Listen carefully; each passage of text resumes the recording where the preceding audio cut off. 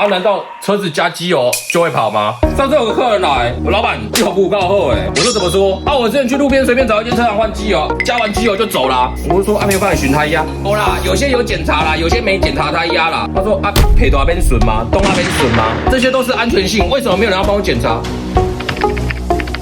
为什么要做这些检查？啊，难道车子加机油就会跑吗？不用刹车吗？轮胎不用转吗？皮带不用动吗？都是安全性的。